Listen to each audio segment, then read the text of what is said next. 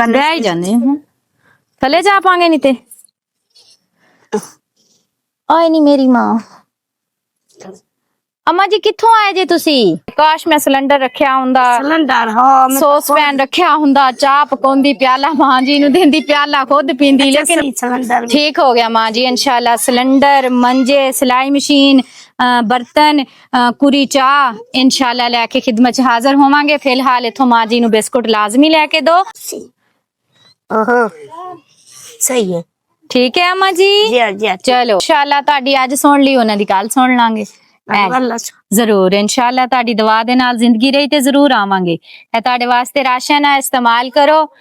ਖਾਣ ਦੀ ਕੋਈ ਚੀਜ਼ ਨਹੀਂ ਦਿੱਤੀ ਤੁਸੀਂ ਦੁਕਾਨ ਤੇ ਜਾਓ ਹੁਣ ਖਾਣ ਵਾਸਤੇ ਬਿਸਕੁਟ ਲੈ ਕੇ ਆਓ